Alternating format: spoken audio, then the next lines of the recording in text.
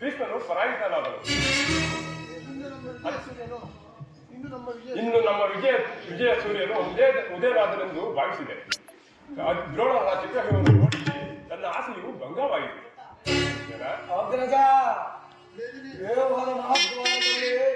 ಸ್ವಯಂ ದ್ರೋಣನೇ ಧನುರ್ಧಾರಿಯಾಗಿ ನಿಂತವನು, ಅವನನ್ನು ಜಯಿಸಲು ಯಾರಿಂದಲೂ ಸಾಧ್ಯವಿಲ್ಲ. ಅನ್ನೇ ದಿವಸ ನಾನು ಸಹ ಪ್ರಯತ್ನಿಸಿ ನಿರಾಶನಾಗಿ ಹಿಂದಿರುಗಿದೆ ಅಗ್ರಜ. ಭೀಮಸೇನ, ಕೃಷ್ಣಾರ್ಜುನರು ಇಲ್ಲೇ ಇದ್ದಿದ್ರೆ ಚೆನ್ನಾಗಿತ್ತು. ಕಂಜರನು ವ್ಯೂಹ ಬೇರೆಯ ಪದ್ಧತಿಯನ್ನು ತಿಳಿದಿದ್ದರು. ಕೃಷ್ಣಾರ್ಜುನರು ಮತ್ತೊಂದು ಪಾರ್ಶ್ವದಲ್ಲಿ ಸಮಸಪ್ತಕರೊಡನೆ ಕಾದಾಡುತ್ತಿರುವರು. ಅವರು ಬೇಗನೆ ಹಿಂದಿರುಗಲು ಸಾಧ್ಯವಿಲ್ಲ ಅಗ್ರಜ. ಹಾಗಿದ್ದರೆ ಮುಂದೆ ಉಪಾಯವೇನು ಭೀಮಸೇನ? ಇದಕ್ಕೊಂದು ಉಪಾಯವನ್ನು ಹುಡುಕಲೇಬೇಕು ಅಗ್ರಜ. ಎಲ್ಲವರಲ್ಲಿ ಪರಾಜಯವು ಕಾಣುತ್ತಿಲ್ಲ.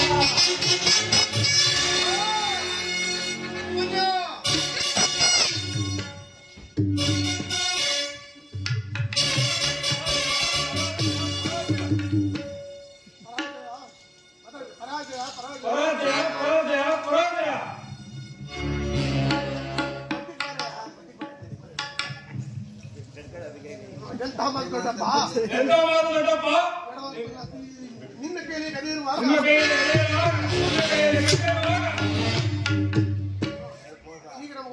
ಈಗ ನಮ್ಮ ಒದಗಿರುವ ಆಪತ್ತೇನು ನೋಡಪ್ಪ. ಅಭಿಮನ್ಯು, ದ್ರೋಣ ಚಿತ್ರವನ್ನು ಭೇದಿಸುವ ಶಕ್ತಿ ನಮಗಿಲ್ಲ. ಕೌರವ ಯೋಧರ ಬಾಳವು ಪರಂಪರೆಯಿಂದ ನಮ್ಮ ಸೈನ್ಯವು ಹತವಾಗುತ್ತಿದೆ. ನೋಡಪ್ಪ,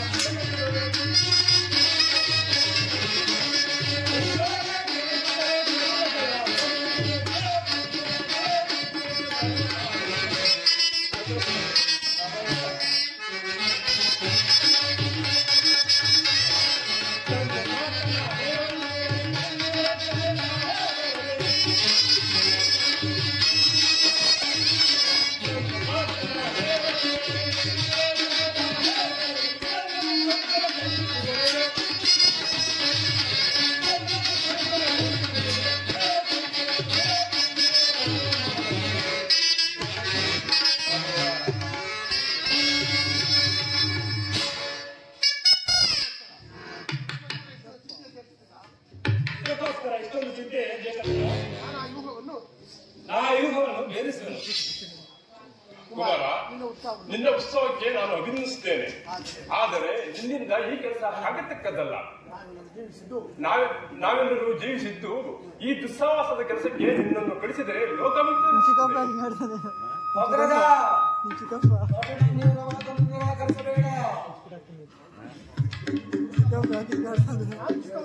ನಾನು ಚಿಕ್ಕವನೆಂದು ಈ ರೀತಿ ಹೇಳುತ್ತಿರುವೆ.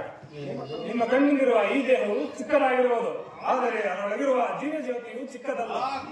ಚಾತ್ರಿತ್ಯದ ಪ್ರಕಾಶದಿಂದ ಅದು ಜೋಜಲ್ಯಮಾನವಾಗಿ ಪ್ರಕಾಶಿಸುತ್ತದೆ.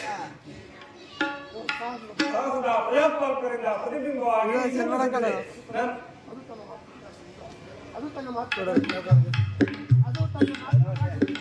ಅದು ತನ್ನ ಮಹಾಪ್ರಕಾಶದಿಂದ ಕುರುಕ್ಷೇತ್ರವನ್ನು ಬೆಳಗಲು ಅವಕಾಶವನ್ನು ಕೊಡಿ.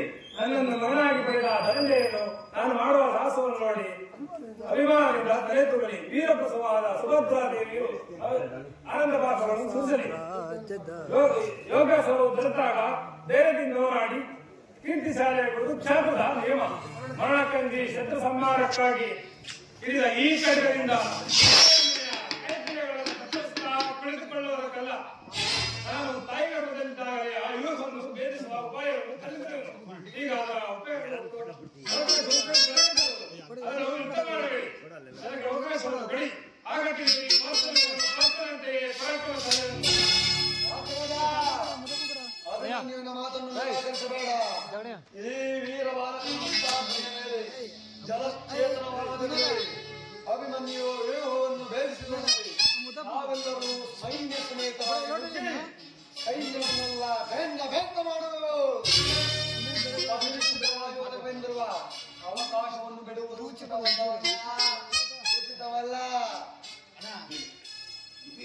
ಭೀಮ, ನಿನ್ನಿಷ್ಟದಂತೆ ಆಗಲಿ. ಈ ಪ್ರಿಯ ಬಾಲಕನ ಪ್ರಾಣವನ್ನು ನಿನ್ನ ಕೈಲಿಡುತ್ತೇನೆ. ಈ ಪ್ರಿಯ ಬಾಲಕನ ಪ್ರಾಣವನ್ನು ನಿನ್ನ ಕೈಲಿಡುತ್ತೇನೆ. ಯುದ್ಧ ರಂಗದಲ್ಲಿ ಒಂದು ಕ್ಷಣವೂ ಕೈ ಬಿಡಲಾರದು. ಧನಂಜಯನ ಪ್ರಾಣವು ಭಕ್ತೊಳಿಯು ಪುನಃ ಅವನನ್ನು ನಮಗೆ ಸೇರಲಿ. ಕುಮಾರ ಅಭಿಮನ್ಯು, ಹೋಗು, ಜಯಶಾಲಿಯಾಗಿ ದ್ರೋಣನ ಚಕ್ರವ್ಯೂಹವು ನಿನ್ನ ಪಾಲಿಗೆ ಸ್ವಯಂವಾಗಲಿ. ದೊಡ್ಡಪ್ಪ, ನಿಮ್ಮೆಲ್ಲ ಆಶೀರ್ವಾದವು ನನ್ನನ್ನು ರಕ್ಷಿಸಿಕೊಂಡರಲ್ಲ ಭಯ